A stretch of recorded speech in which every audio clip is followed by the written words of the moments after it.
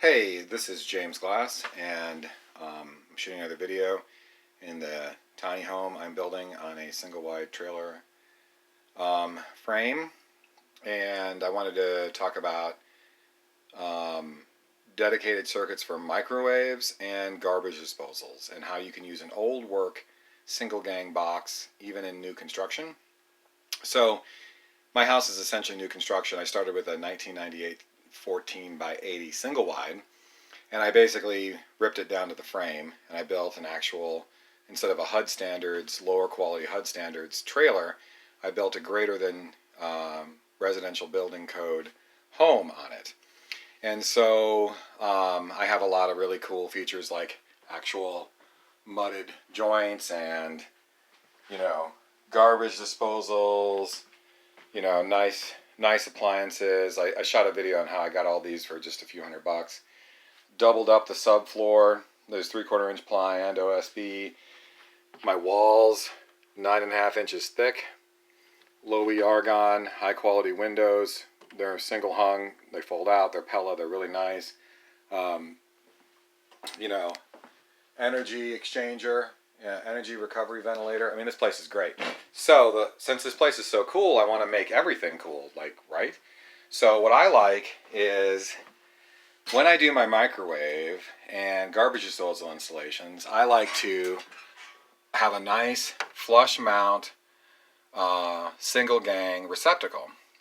And what I see a lot of people do, you frame up your walls, which I did. I framed the wall on the other side of this.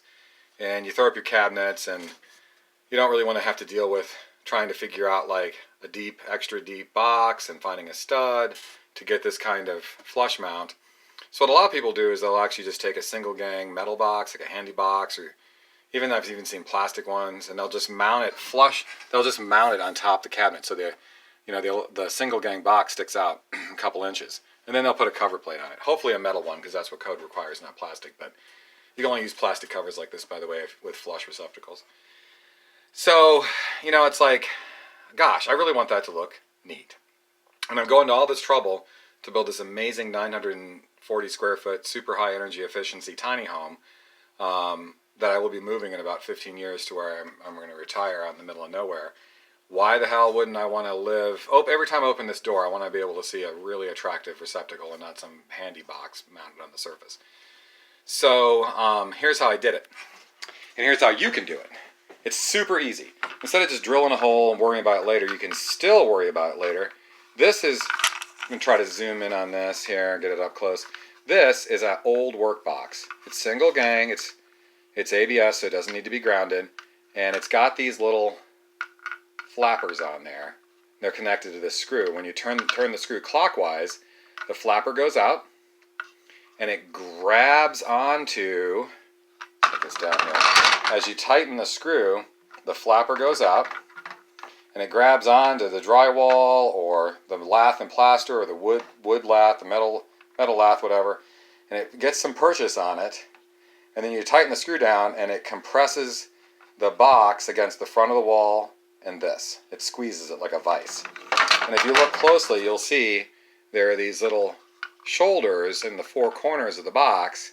You cut the hole to the size of the single gang, and then these little protrusions, these little shoulders there, stay in the wall. And between that and the little flipper, you are able to tighten the box in place. So with a cabinet installation like this, the back of the cabinet's the box is never flush against the wall. So you're going to have anywhere from 1/2 to 3/4, sometimes an inch, depending upon cabinet box design, and then the drywall, which is usually 1/2 inch, and it's 1/2 inch here. So that screw is long enough, it's a nice long screw, it's a couple inches, is long enough to get all the way through. Let's go around the other side. I've foamed it up, but you can still see it. It's all long enough to get all the way through on the other side and grab the back side of this drywall. And my dedicated microwave circuit, dedicated means there's nothing on this circuit but the microwave. My dedicated microwave circuit has a single gang box, and it's mounted flush. And I didn't have to worry about trying to line a box up to a stud or adding another 2x4 to scab on or whatever. Now, if you stand back and take a look at this, I do have all these 2x4s in here, right?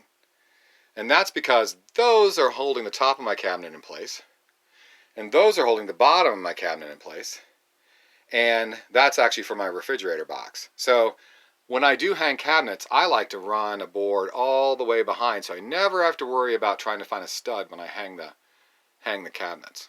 Handy trick too. And if you're wondering, one final thing before I go, I know this is just a video about a really super elegant way to install garbage disposal and microwave dedicated single gangs that are flush mount in the cabinet. But you'll see all this foam. I'm actually going to make about 1.5 inches. This is just can foam. It's $3 a can. And I'll use about 10 cans on this wall. It's about $30 worth of foam. And because I'm moving this trailer in 15 years, I'll step back and kind of get an idea. Pan up and down. Some of the walls, some of the partition walls that I've built in the trailer will be foamed, mostly through the stud cavity. And it's actually cheaper just to do cans in this case than having like New River Insulation or one of the local companies come over and foam it. That's for structure. And so it's a lightweight addition to help reduce torsional stress when I go to move this thing about 20 miles 15 years from now. And so I'm in a trailer park right now, and it's a great trailer park. I like it. I'm living for about $19 a day. Very minimal, very simple life. But when my kids are out of school, I want to live far away from anybody else and get some land out in Giles County, which is a county not too far from here. When I go to move this thing, I don't want it coming apart. So this is going to be an area for the master bath, and it'll be separate from the laundry area. And this wall and 2 more walls down there, another bathroom wall and a bedroom wall, will all be foamed. And in addition to the double subfloor and some other structural improvements that I'm making, this trailer will actually, go down the road. And I ran the calculations for weight. I looked at the manufacturer's specs for what this trailer frame is rated for. I went to the landfill when I gutted the trailer, and I kept track of the tonnage that I pulled from it. And, I couldn't just beef this thing up, with lots of heavy lumber. I had to be very conservative because, I pulled the 5/16 crappy HUD approved drywall down, right? And put up 1/2 inch drywall. Well, that's 52 pounds a sheet. It's literally almost double the weight of the HUD drywall. So I'm making all these elegant things like these wonderful single gang boxes is no good if I'm going to move my home in 15 years and it falls apart. So one lightweight solution, and I know people might ask, why the hell do you have spray foam and an interior partition wall? Well, it's for strength. So anyway, I spent 3 minutes of this video talking about the single gang box and 5 minutes talking about the trailer. But if you're wondering why I would care about having a really cool garbage disposal outlet, which no one will see, and here's the garbage disposal outlet down there, by the way. See that? Flush mount, sexy. If you're wondering why I care about those things, it is because I am dying in this home. I am going to live in this home until I die, which is why I'm making it so nice. And every time I open that cabinet door, it will bring me a certain level of joy and happiness to see a nicely installed, awesome single gang flush box. Yeah. Anyway, so that's that. And that's how you can use an old work box in new construction to make a really elegant flush mount single gang receptacle in microwaves and garbage disposals. Thanks for watching.